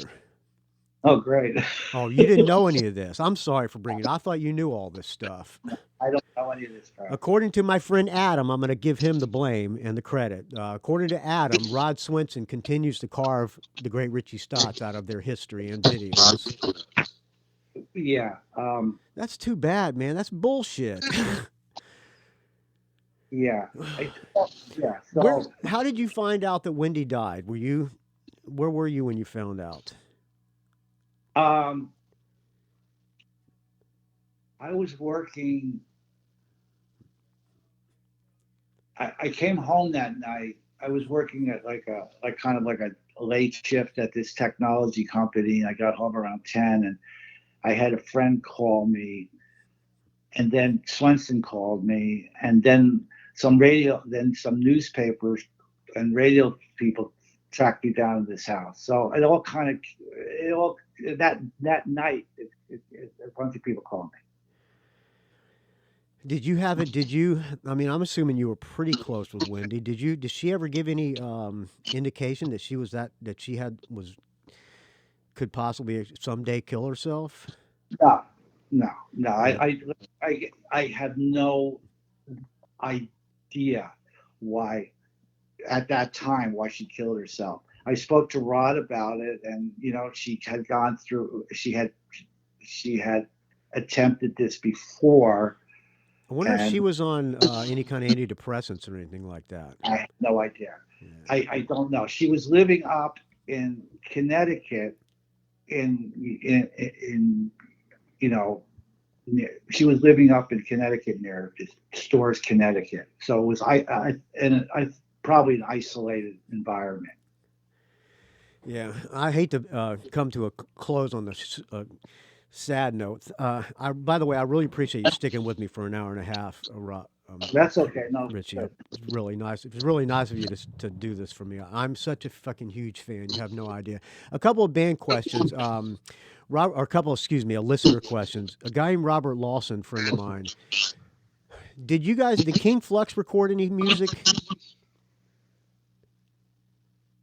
I know you guys put out a 7-inch, but was there other stuff done? The history of King Flux is a little it has different steps, but there are some King Flux things, not much. I originally started the band with Jean Beauvoir. Okay, did not know that. Yeah. After the band ended, me and John started writing some songs, and I have a demo tape with John and I doing some songs, and then we went in the studio and we recorded a 4-track demo. It's a rock, definitely rock. Any chance of that stuff getting released? Well, we put a singer. John, we were going to put a band together, and John couldn't do it, and then I replaced John singing with another singer. So there is a demo of that, and then we got that singer left, and we brought another singer, and then I have a recording of that too. Is that stuff floating around the bootlegs? Yeah, it's there. Like I had this 4-track. I mean, not 4-track. I have a CD, the Richie Stotts CD, and there's 4 songs on the CD. There's 5 songs that are me singing. That's Richie Stotts, and then the other songs are King Flux with yes. Okay, Yeah, so it's out there if people look. You know, have you thought of trying, putting it out on maybe like one of these like Cherry Red records or yeah, whatever? I Michael, it's like I was working for like 20 years in technology, and I kind of was paying attention to what's going on, and I'm not doing that anymore. I just said, okay, that's it. I got it. You're retired. You're done with music. I no technology. Yeah, it was just too much, and it was good for me. I loved doing it, and I went back to school and everything like that. And I went there. It was like a whole other world, and it was great. It was challenging. But then, like, now I'm thinking, like, well, I went down to this thing in Arizona. And I said, gee, there's like still some interest. And I was talking, Carl Lothar is my wife. She's a singer and stuff. And we did some recording. And we were talking on Friday night. And I was thinking, I got this tape. I got that. Maybe I can try to put something together here and like have different little projects. And look, it's not going to make. I'm not doing this for like to make money, but to have some fun. Like if people are interested in it, it'll be a project. It'll keep me busy. Do you still play at all? Do you pick up the guitar and noodle around? Yeah. I want to play some slide guitar. I'm trying to figure out like. I'm trying to figure out what type of gauge string. My strings are a little light, so yeah, I'm playing. I'm still playing. Oh yeah, I did this thing. Okay, I wrote this down. I did this thing with Wayne. Well, I didn't do it with Wayne Kramer, but Wayne Kramer, who I do know, but Wayne Kramer is putting together this project called Jail Guitar Doors, and it's from a Clash song, Jail Guitar Doors, and it's helping to get money for musicians, for people in jail to get musical instruments. Right. And they're putting a record together. And I was asked to do a guitar solo. So I played a guitar solo. I just did it on this one song, but there's other musicians going to be contributing and on the record. And there's a guy, I'll give a plug out to Joey Killingsworth. His band is called Mutants of the Monster down in Memphis. And they're kind of I would say the house band on this record. And we do an MC5 song and I play the solo. What MC5 song did you play? Baby Won't You? Okay, all right. Yeah, so and he's going to get this singer from. The track is done. He recorded the track, and the Mutants of the Monster did it, but they're going to do some singer from Austin. I forgot his name. I think it's going to play on it, and I don't know. I think Lydia Lunch might be on this too, so I'm not sure. I don't know. Thinking back, if Wendy were still alive, do you know how much money is possible to be made on an original Plasmatics reunion? No. There would be a lot of money. The time was just, even 5 years ago, the time would have been more than right for Plasmatics reunion. Would you, if Wendy were still alive, would you, if you were asked, would you take part in that? Would you have if she were still alive? I don't. It's like a hypothetical. Yeah. This came up in the 1990s before Wendy died. The idea of doing a reunion. Oh, and it did. I was contacted to do it. And I said, sure, I'll do it. And then it never happened. No, it never happened. I was like, fine. I was going to school at the time, and I remember saying to our manager that, hey, I'm going to school. If it fits around my schedule, I'll do it. I'm not drop out of school to do the Plasmatic reunion, although I probably would have. Yeah, the money. I bet there was a lot of money offered. I can't believe. Maybe it wasn't enough money. Maybe it wasn't enough money. That's why it didn't happen. Well, yeah, I knew the person that wanted to put the little tour together for doing the New York show, a Philly show, and a Boston show. And I mean, I would have made. We could have done that. I mean, I'm thinking major festivals like like Monsters of Rock or whatever you could download or stuff like that. That would have been huge. Well, I don't know. I mean, if Wendy was alive, to go back, like it would be, you'd have to sort of reinvent it. And I mean, I'm not going to be like jumping around, standing on my head again. Never know. You never know when you get excited. You might. Yeah, I mean, but there's been some people they're constantly I constantly get being approached like, oh, put it together and just get another singer. I just don't. I don't know about now. Wendy O was a special breed of person. Right, and it's really not the first decision would be to go talk to the management of the band, Rod, whether because he controls that of the name and all that crap. So, but I mean, it's not going to happen. It's a moot point. But if Wendy was 5, it would be I mean, it would be fun. Not fun, but it would be. Are you surprised at all how the legacy that Plasmatics left? I mean, it's fucking huge. I'm sorry for cussing. It's a huge, legendary legacy. I am. This guy, Scott from Asylum Records, he asked me to come down. I was like, really?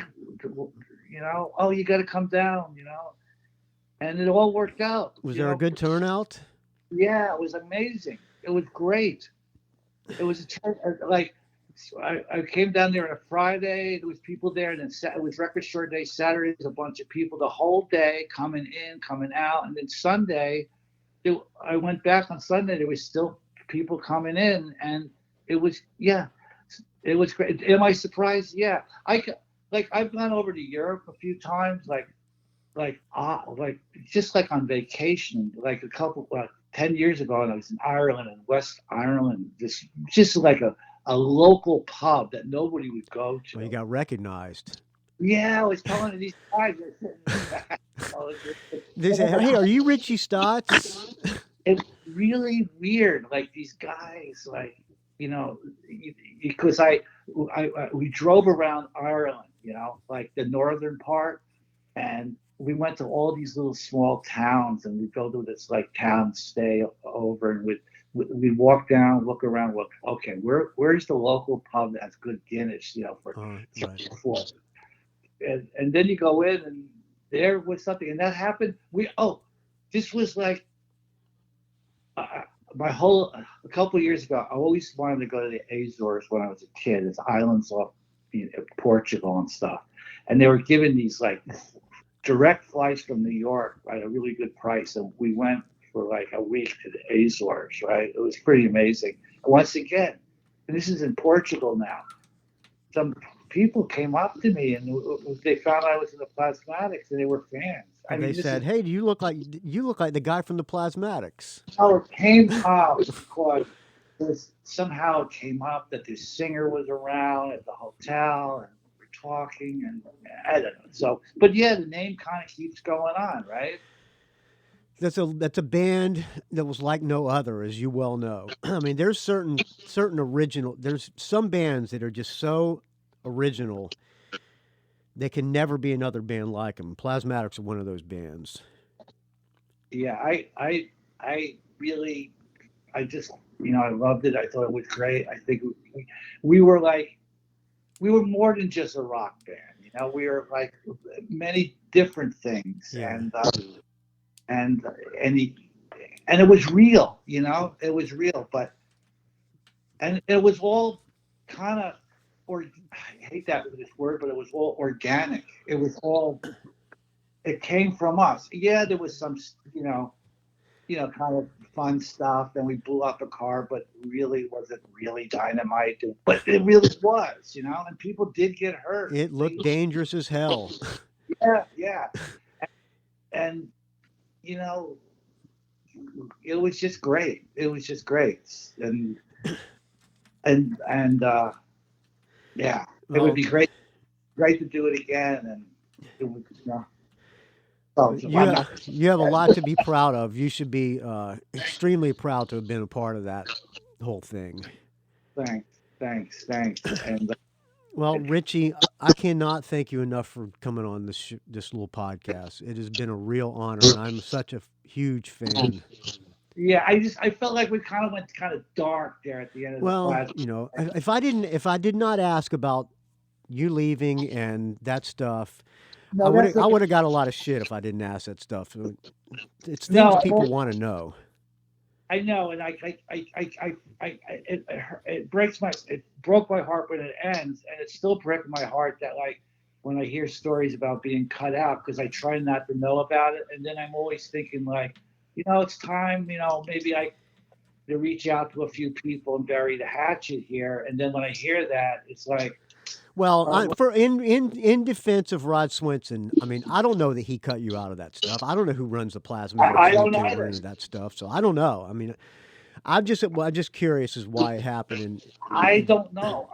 I don't know, and I don't want to When I think of the Plasmatics, I think of Richie Stotts, this tall, lanky, extremely weirdo dude on guitar looking cool as shit, and Wendy O. I mean, that's what you think about when you think of the Plasmatics. Yeah, and we were. I just tell you a little thing. When I went down to Arizona, I was telling you, people were coming in, and the Doom song came on John Candy, and it was in the background. I turned around, and I started watching it, and Michael Bruce from Alice Cooper was there, and all these fans kind of gathered around. And everybody was watching it, and I felt, it was very nice. Yeah, it was legendary. All those TV performances were legendary. Tom Snyder. Another listener asked about Tom Snyder. All that stuff was great. Did you meet Tom Snyder? Oh yeah. I remember when we played that show. It was like we jumped up on stage, and you look down, and there's Tom Snyder 2 feet away with his legs crossed over with his. I think he might have had some kind of funny socks on. Yeah, another true original. Yeah. When all those shows, going back to my folks, I'd be calling my parents up. Mom, Dad, we're going to be on tonight. You got to watch it. And they go, okay, we're going to watch it. It's way past our bedtime. They watch it.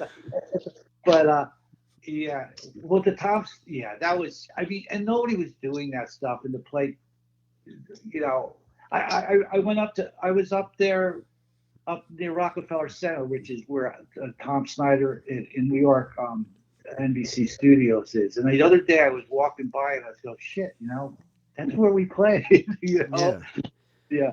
But those video performances were legendary. Even Solid Gold.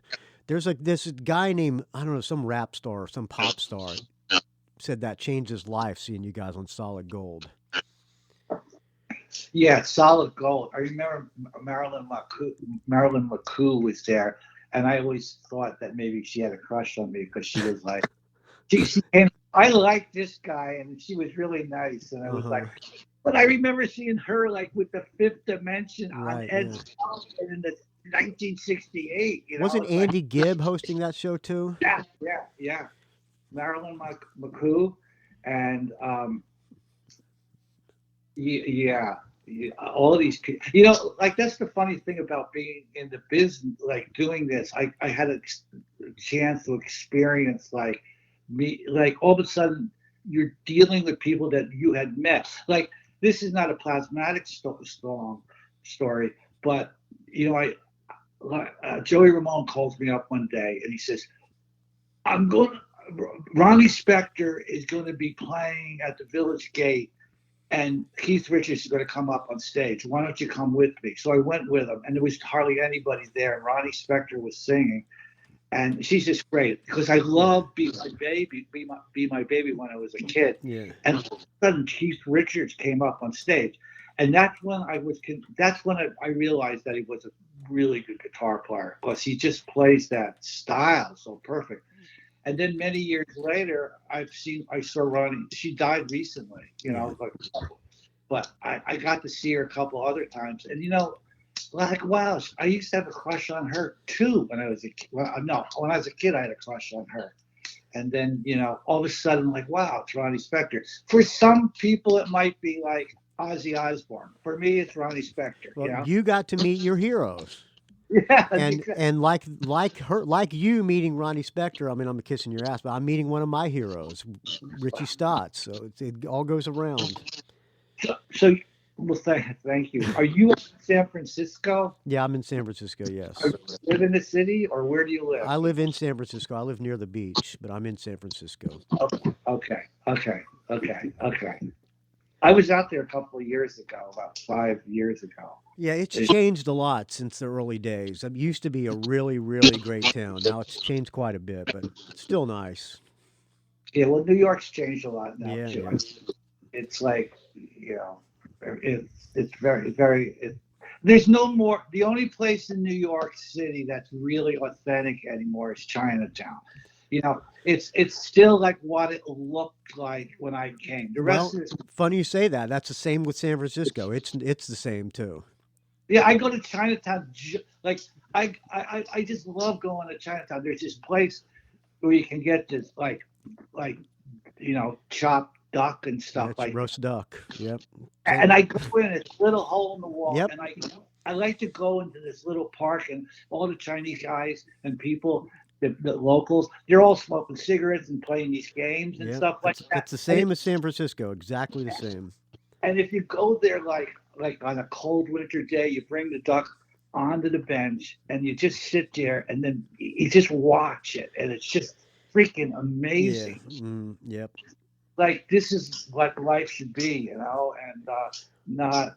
And I hate like seeing things destroyed, and they're having a lot. I don't how is it might be the same thing. They're having the restaurants now are having a hard time now because COVID. Yeah.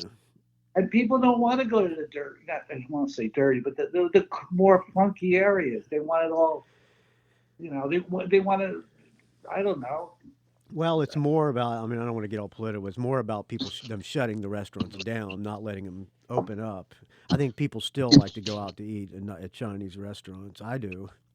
Yeah. I've been to Chinese. When I was out there last time, I went to the Chinatown there. Your Chinatown, I hate to say it. I mean, it's not as good as New York Chinatown, huh? Oh, I think it is better. Yeah, I was in New York about 3 or 4 years ago, and we were staying in Chinatown at some little, I don't know, bed and breakfast or an Airbnb or something. And it was great. But I got to get out to San Francisco someday. Well, if you come out, please look me up, and I will make you a dinner, and I'll take you out to dinner and your wife. Okay. All right, Richie Stotts, thank you so much for coming on the Rock and Roll Show. I really appreciate it. And friends, listeners, please, if you know Richie Stotts, you're on the Facebook or anything like that? No, everybody says I got to get a Facebook account. I have a website that I'm starting to get going again. What is your wife's name? She's on Facebook, right? Yeah, Carla Lothar, Lothatr, and she has 2 records on Chesky Records, and I wrote 4 songs on her CD, 100 Lovers. Oh, huh. And her first CD is a great CD, which I didn't, but she has 2 CDs, and it's really great stuff. And her name is Carla with a C, Lothar, Lothatr. So let Carl Lothar know that you heard Richie Stotts on the Rock and Roll Geek Show, so she can tell him, and he won't feel like he wasted an hour and 52 minutes on this little podcast. And there's a Plasmatic. There's a Plasmatic site out there. Are you on that? Are you on that Facebook group?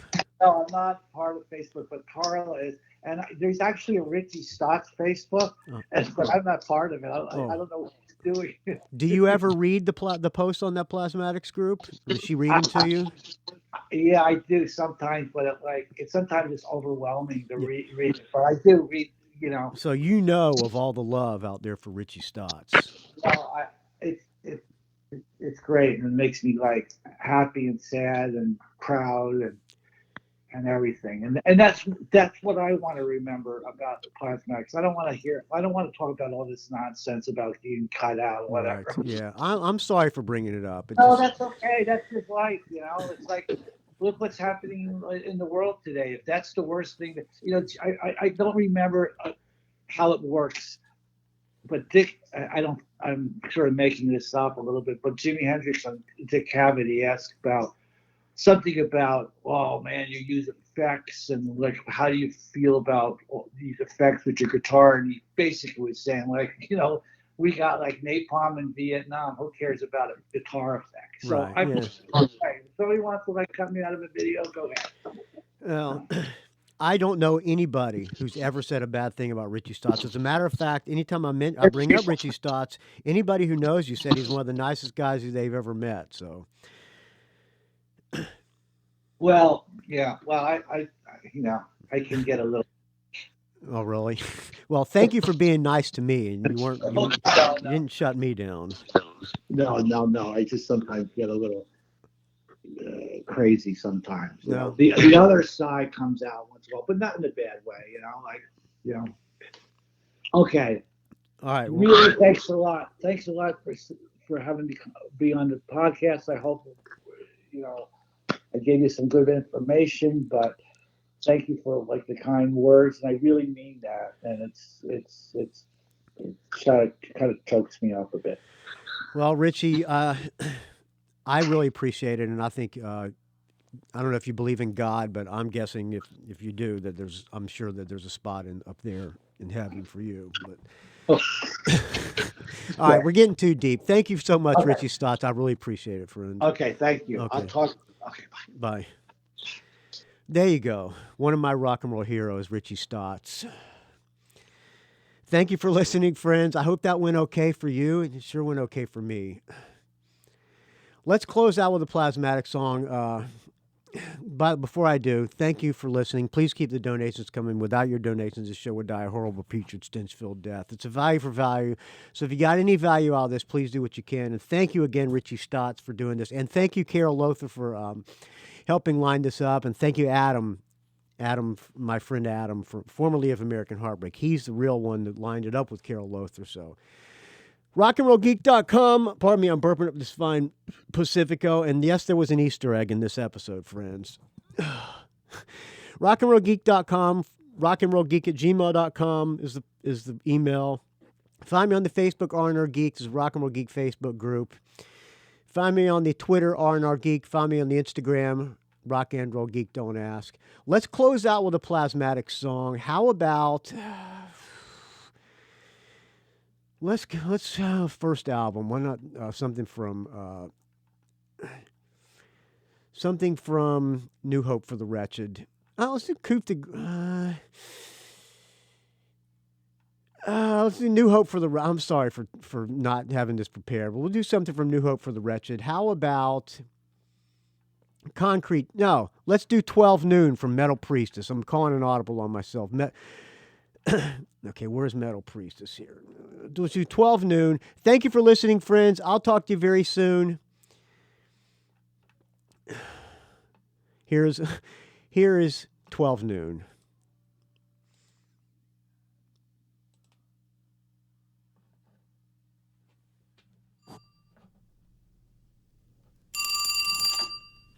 As of 12 noon tomorrow, say goodbye to the world as you know it. Say goodbye to neutron bombs and chemical food, cowboy politics and man on the moon, murder and rape and chemical waste, pollution and death, home of the brave, racism, television, corporate thought, polyurethane breakfast for Michael lunch, insipid ideas and conformity rules, collapsing cities, archaic schools.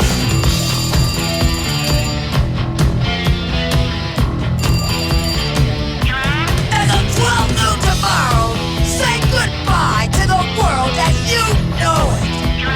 Say goodbye to small-minded people, they know